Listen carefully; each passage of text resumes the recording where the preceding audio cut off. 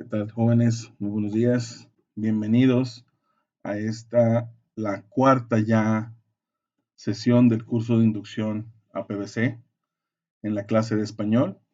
Su servidor Tonatiuh Barrón los saluda con mucha alegría, con muchas ganas de seguir trabajando por aquí y con ganas de verlos por ahí pronto en la escuela, ¿verdad? El día de hoy, como ven aquí, vamos a ver los temas de las propiedades de la redacción y de los conectores discursivos. ¿Sale? ¿Qué son las propiedades de la redacción? Bueno, como dice ahí, cualquier lengua en el mundo, posee lo que llamamos propiedades de la redacción, las cuales tienen como objetivo final comunicarnos, la comunicación entre los humanos. ¿Sale? En este mismo sentido, todo acto de comunicación implica un contexto que enmarca la unidad lingüística, es decir, algo que envuelve o lo que impacta, que envuelve a, a la comunicación. Por lo tanto, de ahí provienen las propiedades del texto o de la redacción. Y entonces, las propiedades de la redacción no son más allá que los requisitos que posee cualquier manifestación verbal y que por obvias razones deben de ser cumplidos para que lo que nosotros hagamos sea considerado un texto. Es decir, el contenido debe poseer un carácter o tiene que tener un tipo netamente comunicativo, es decir, con el fin de comunicar algo. Ahora bien, recuerda que un párrafo es un grupo o una agrupación de oraciones y estas pueden estar relacionadas con una idea o con un tema principal, las cuales poseen 4 características: temática, unidad, coherencia y desarrollo adecuado. ¿Sale? Temática, o sea, que debe tener un tema de lo que habla. Unidad, que deben de ir todas agrupadas, no segregadas, ¿sale? Coherencia, que primero, volvemos a lo que platicábamos la clase pasada, que primero es una cosa y luego después otra y luego después otra. No podemos estar brincando, ¿sale? Y por obvias razones, en relación a la coherencia, un desarrollo adecuado. Es decir, como cuando decíamos que primero gateamos, después caminamos y luego después corremos. Ese es el desarrollo adecuado. Entonces, en este caso, la redacción también tiene que ser poco a poco, con coherencia y de manera adecuada. En fin, para que el texto tenga un valor comunicativo, debe tener 2 clases de propiedades. La primera es la propiedad superficial o las superficiales. Es aquellas que se notan a simple vista. Aquí se encuentra agrupada, por ejemplo, la ortografía o el uso de signos de puntuación correctos. Por ejemplo, que al inicio de una oración se inicia con una mayúscula, que los nombres propios, por ejemplo, también son con mayúscula, que al finalizar la oración se pone un punto, o que para dar énfasis se pone los signos de admiración, o que para hacer una pregunta, pues los signos de interrogación. Estos son los superficiales, ¿no? Los que se ven, dijimos, a simple vista. Y están también las propiedades profundas. Esas son las que van más allá de lo que capta la mirada y hacen que el escrito sea distinto a los demás. O sea, características muy propias de cada texto que lo hacen diferente de otros. Nosotros podemos leer dos textos, por ejemplo, dos textos de lo mismo, de la adolescencia, por ejemplo, y que vayan hacia el mismo sentido, a cómo se sienten o a la inteligencia socioemocional, ¿vale? Pero cada autor le va a dar a ese escrito unas características que van a ser diferente cada uno de los textos, aunque ambos vayan a donde mismo, aunque ambos traten el mismo tema, ese escrito va a ser distinto a los demás porque tiene características muy, muy peculiares. ¿Sí me explico? Ahora bien, la importancia de las propiedades de la redacción es que, primero, la redacción tiene que ver con casi todo, porque pues obviamente es algo en lo que tú debes de ocuparte, ¿no? Cuando estás escribiendo algo. ¿Por qué? Porque es una de las bases de todo lo demás. Si falla la redacción, pues la comunicación o el mensaje que tú quieres dar no va a llegar correctamente. O puede que haya fallas en en el entendimiento o en la comprensión de ese mensaje. ¿Sale? Y entonces, cuando nosotros redactamos, se supone que lo que queremos es expresar algo por medio de un escrito. ¿Sale? Por lo que entonces ayuda al pensamiento y a la organización de nuestras ideas. Es decir, cuando nosotros estamos escribiendo, nos podemos dar cuenta al escribirlo, al plasmarlo, que a lo mejor esto va después de, o esto lo quiero decir después de, o antes de, para poner un contexto. Entonces, nos ayuda, como dice ahí, a pensar, a desarrollar nuestro pensamiento y a organizar nuestras ideas. Ahora bien, si nos enfocamos en el ámbito profesional, en el que en algún momento tú ya estarás, te vas a dar cuenta, por lo general, que se necesita redactar currículums para llevarlos a las empresas para que te contraten o para que vean qué sabes hacer, cartas, informes y obviamente pues correos electrónicos, ¿no? Para enviar información, para pedir información, para muchísimas cosas, ¿no? Pero esto ya es en el ámbito profesional. Yo sé que a lo mejor ahorita también lo haces, pero en el ámbito profesional va a ser necesario para tu desempeño en el trabajo. Y entonces, aquí es evidente que tú tienes que tener una buena redacción para que el mensaje que quieras transmitir llegue satisfactoriamente, es decir, para que lo que estás pidiendo, lo que estás solicitando, lo que estás informando, lo entienda quien lo lea exactamente como tú lo quisiste decir. Entonces, por esto, un profesional de cualquier área debe tener un buen dominio de los aspectos básicos de la comunicación. Entre ellos, pues obviamente, las propiedades de la redacción. Es decir, debe saber redactar, debe saber cuáles son las propiedades de la redacción. Y entonces llegamos nosotros a esta pregunta. ¿En qué consisten dichas propiedades de los textos? ¿No? Aquí entonces vamos a preguntarnos esto. ¿En qué consisten las propiedades de los textos? Bueno, de entrada, ya sabemos que el texto es una unidad lingüística, ¿sale?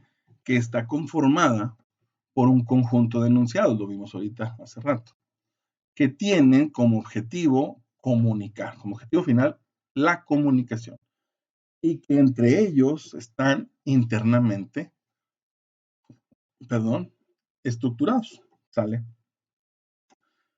Pero para que un conjunto de enunciados se considere un texto, es necesaria varias relaciones semánticas, gramaticales, entre todos los elementos que lo integran.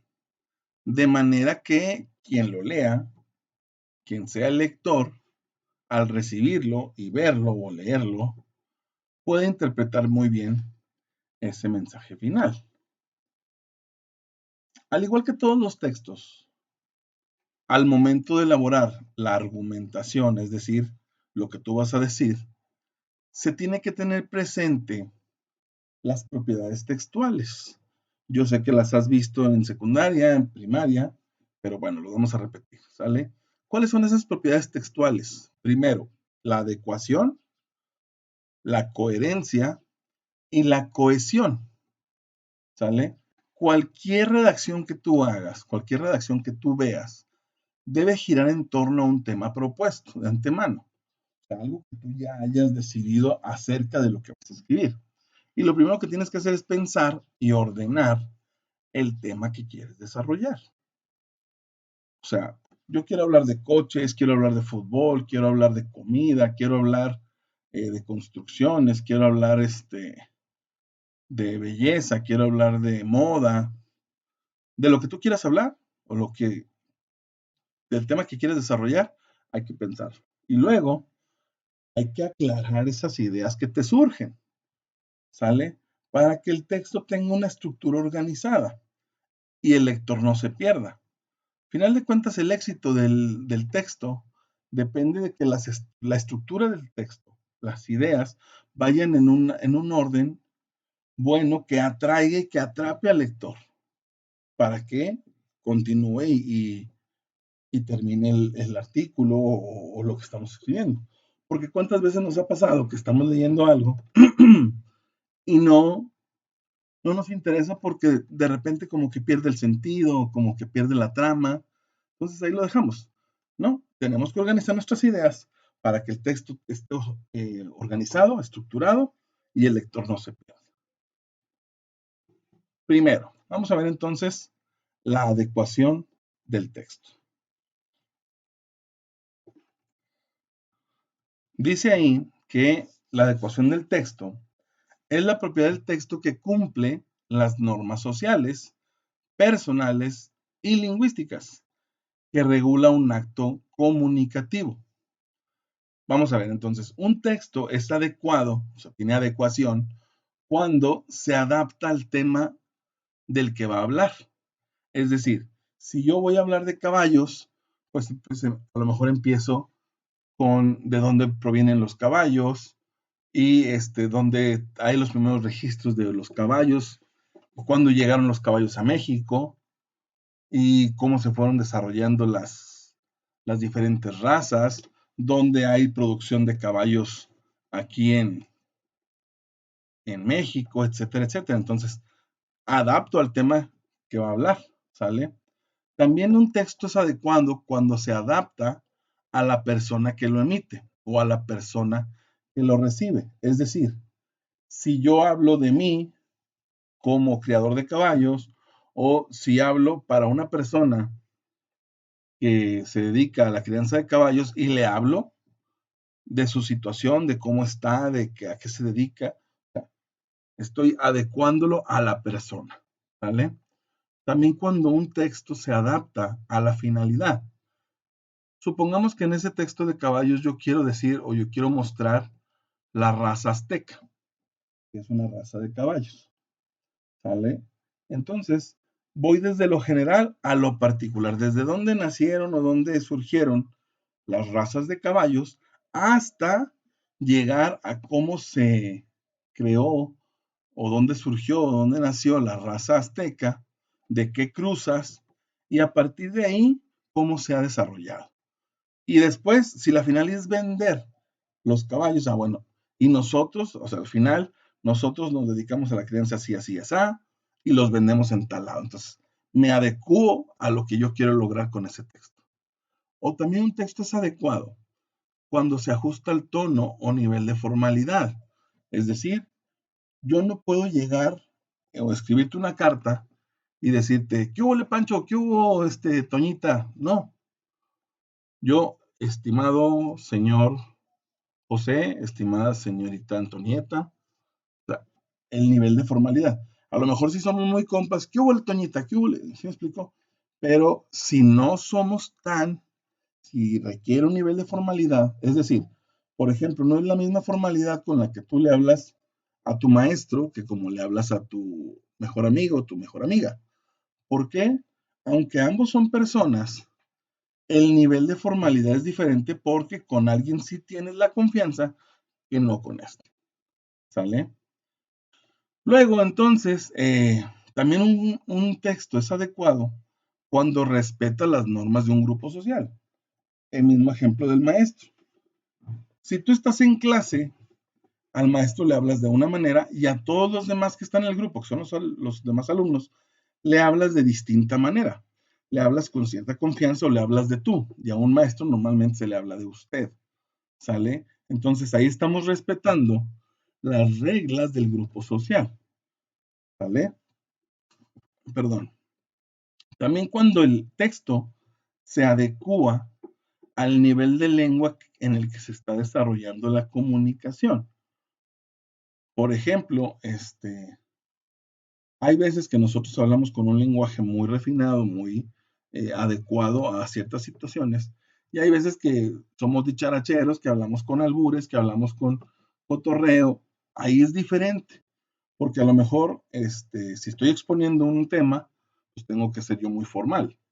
Pero a lo mejor si estoy con mis amigos, pues cotorreo y digo maldiciones o qué sé yo. ¿Vale? Entonces también el texto se tiene que adecuar a cómo se va a desarrollar la comunicación. Y por último, esto nos lleva a cuando un texto se adapta a las normas de cortesía. Bienvenidos, que les vaya bien, estoy a sus órdenes, quedo atento a sus comentarios, etc. Ese tipo de cosas que nosotros vemos en las cartas, en los textos, son de acuerdo a cómo se va a hablar o cómo se va a entablar ese nivel o ese canal de comunicación. ¿Se acuerdan que lo decíamos en la clase pasada? Que nosotros entablábamos ese nivel, ese canal de comunicación, pero también hay una habilidad que nos permite saber si ese canal sigue abierto o cómo abrirlo. En este caso son las normas de cortesía. Hola, buenas tardes, ¿puedo hablar con usted? Le escribo sinceramente para esto, o muy atentamente, etcétera, etcétera. ¿Sale? Luego está el tema de la coherencia. Y la coherencia, como lo ven ustedes aquí en diapositiva, es la propiedad que permite percibir el texto como una unidad. No es una propiedad intrínseca de los textos, la verdad es que no es así, pero sí es una propiedad del proceso de producción del texto, que depende de la situación de comunicación. Es decir, en un momento, cuando se va desarrollando, llegamos al momento en el que ya es un todo, ya no podemos separarlo, sino o lo leemos todo junto o no lo vamos a comprender. ¿Vale? ¿Cuáles son los mecanismos de coherencia? De entrada, pues obviamente el tema. Si yo estoy hablando de caballos, todo mi texto debe ser acerca de lo que tenga que ver con caballos. Si yo en algún momento digo, bueno, los caballos así, así, vienen de tal lado, llegaron a México en tal lado, y existen tales razas en México, pero las camionetas son esto. Hay un choque, porque yo estoy hablando de caballos y de repente le meto camionetas. No va por ahí. Si estoy hablando de este tema me sigo completamente durante todo mi texto. ¿Sale? Otro, no deben de contradecirse unos enunciados con otros. Es decir, yo no puedo decir, por un lado, los caballos son excelentes para el trabajo agrario. Y luego más adelante de decir, pero traer a los caballos trabajando en el agro, en las labores, en la agricultura, no es bueno para el humano. O sea, por un lado digo que son lo mejor o que está muy bien trabajar con los caballos en la agricultura y luego después por el otro lado digo que no.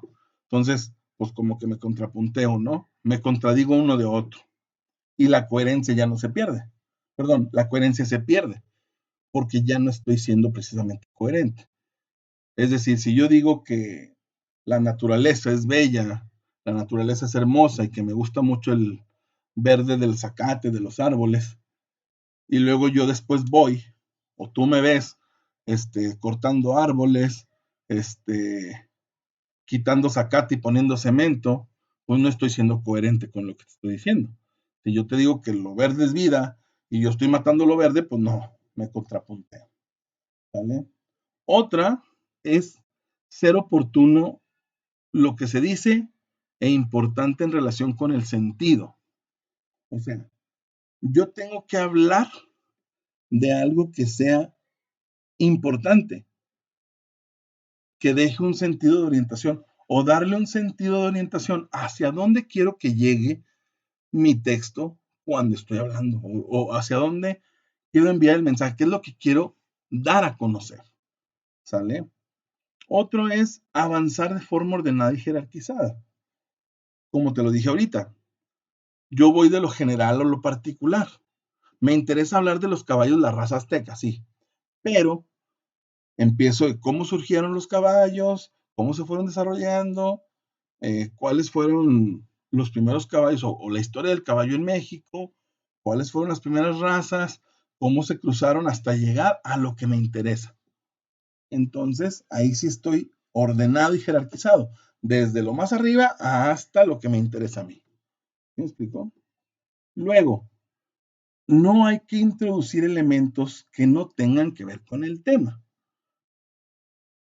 Volvemos a lo mismo. Si yo estoy hablando de caballos, pues no puedo de repente meter camionetas y de repente meter la nieve. Pues, ¿qué tiene que ver una cosa con la otra? O por ejemplo, si estoy hablando de moda, a lo mejor digo que la moda en Italia, en Francia, en Nueva York, y luego en México, y luego en Torreón, y de repente les pongo, pero las gorditas en Torreón son muy buenas. Venden de chicharrón, de prensado. O sea, ¿qué tiene que ver la moda con las gorditas? ¿Sale? Ahí es donde nosotros debemos de ser coherentes. Si estoy hablando de este tema voy a hablar. Y simple y sencillamente no me debo de salir de ahí. No debo de introducir o de meter cosas que no tienen nada que ver con el tema. ¿Sí me explicó?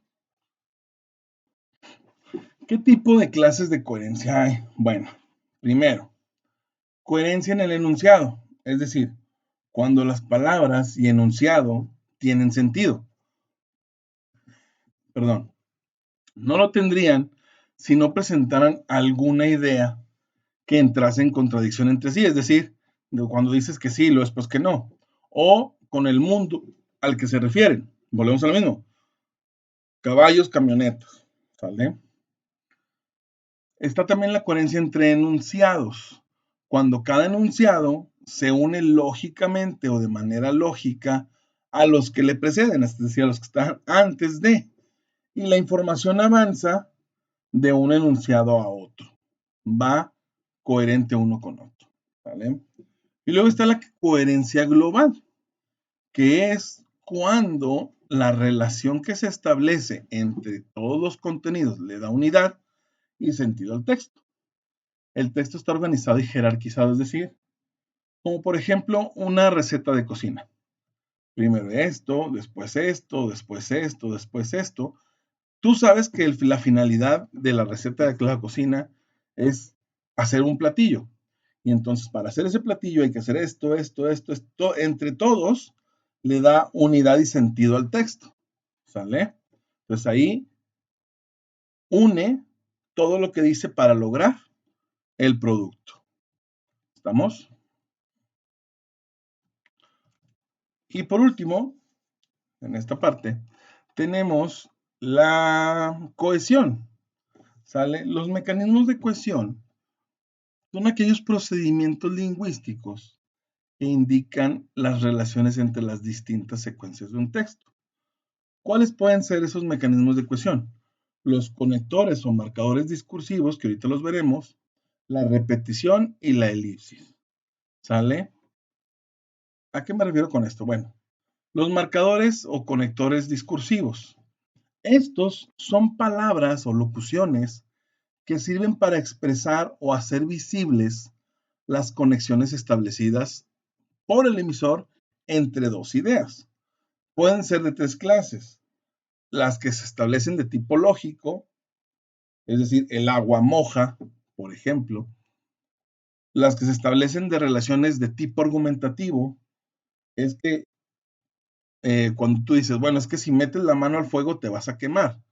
¿Por qué? Porque el fuego produce calor y la tensión corporal de tu piel no soporte, por lo tanto va a producir que se quema. Y eso produce un dolor, ¿sale? O las que organizan todo el texto, como dijimos ahorita. Primero, segundo, tercero. Cuando estamos haciendo una receta, primero remezcla la harina con la leche. Segundo, o sea, van dando indicación. Hay una relación entre lo que decimos y cómo organiza todo el texto. ¿Sale? Luego, estos conectores, los que establecen las relaciones de tipo lógico entre dos partes de texto.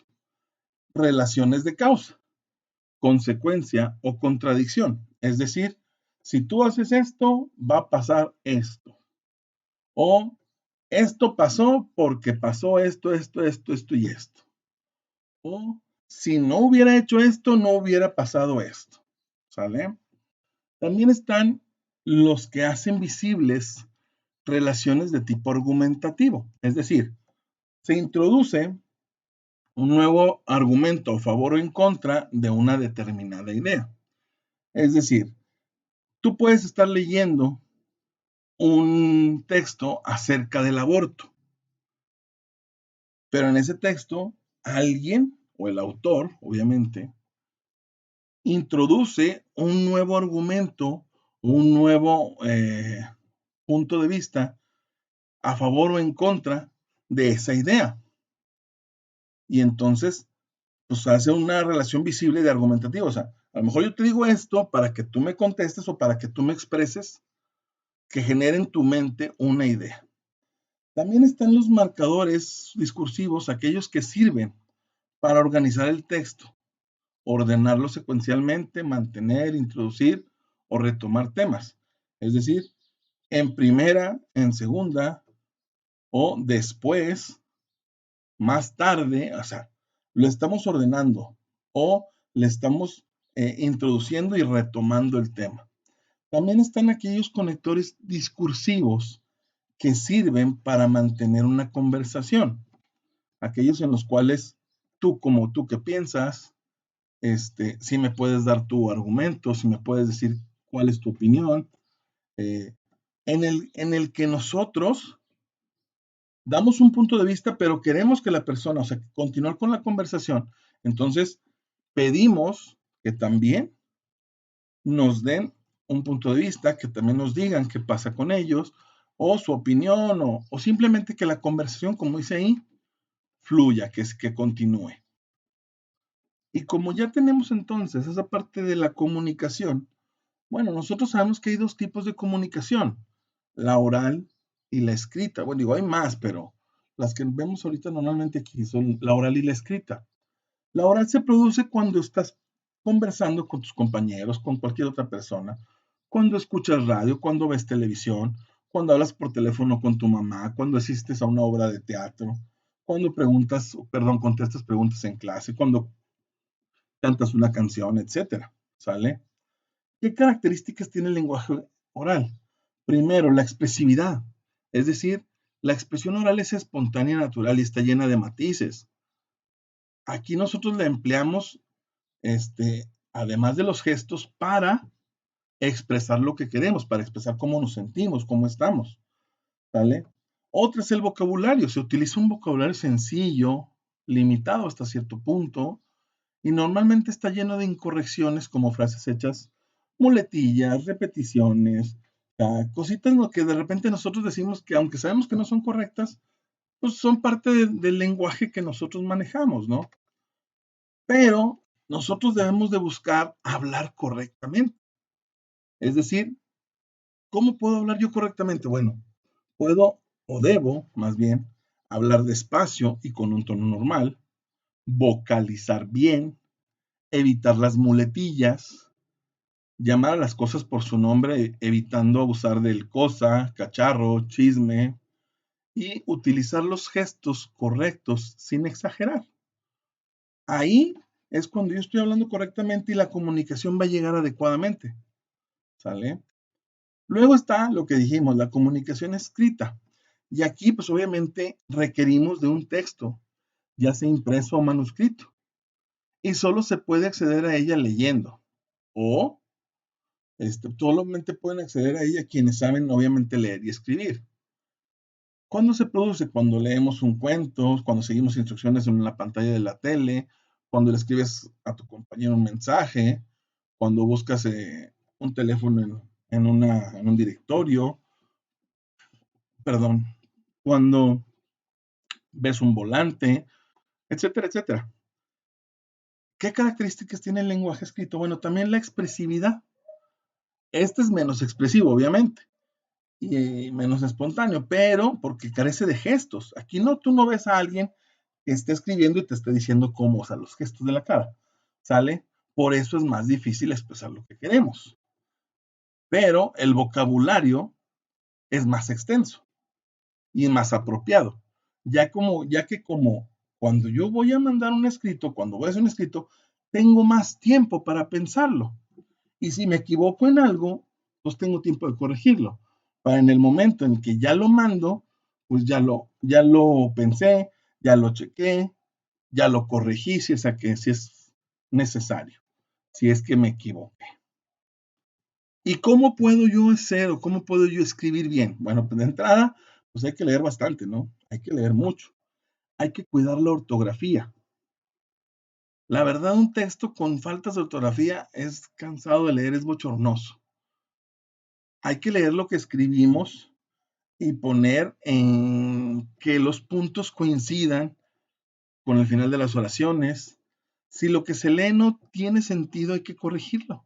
Tan sencillo como eso. Tenemos el tiempo para corregirlo. Hay que consultar el diccionario para de repente utilizar palabras correctas. No hay que repetir entonces, pero, y. O sea, yo sé que ustedes lo usan mucho. O por ejemplo, ustedes usan mucho ya el no poner la C de casa, sino la K.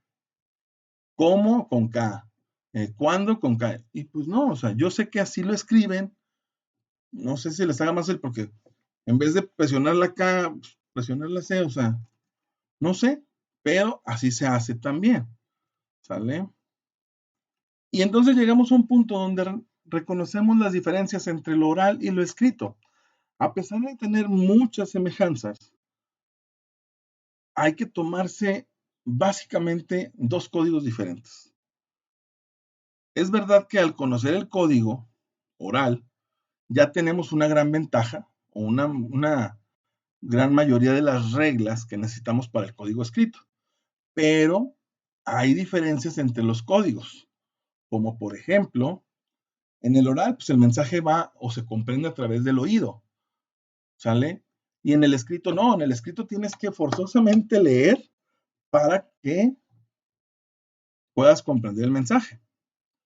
En el oral, como es muy espontáneo, existe la posibilidad de en ese momento rectificar o decir bien lo que dijiste, sí, para que se entienda bien. Pero en el escrito pues, se puede borrar y eliminar el texto completo antes de ser leído, pero si ya lo está leyendo, ya no, ¿sale? Ahora bien, por ejemplo, en el oral, el receptor tiene que interpretar el mensaje en ese mismo momento. Y en el escrito no. Puede que leerlo, o sea, puede leerlo y luego dejarlo para más al rato y luego, mira, recapacitar en lo que decía el texto, ¿sale? En el oral los signos no permanecen, no es como que yo les diga, ¿cómo están, chavos? Ya que aparezcan los signos de interrogación, no, ¿sale? Pero en el escrito sí, ahí están los signos de interrogación para que sepas que te estoy haciendo una pregunta. En el oral, los signos no verbales o los códigos no verbales son muy importantes, es decir, la postura, el tono de voz, el lenguaje corporal, los gestos, entre otros, ¿no? Y en el escrito no, porque como te dije, tú no estás viendo a quien te está escribiendo, ¿vale? El oral depende del contexto y el escrito pues se crea y se dice cómo está o en qué contexto está. En el año de 1900 o era el desierto y estaba haciendo mucho calor, ¿sale? Y así para todos estos, ¿sale? Es importante que nosotros sepamos esto a la hora de estar trabajando y escribiendo. Espero que estén muy bien, espero que se la pasen genial. Hasta aquí llegamos por el día de hoy. ¿Sale? Los espero verlos el próximo sábado. Que se la pasen muy bien. Muchas gracias por su asistencia.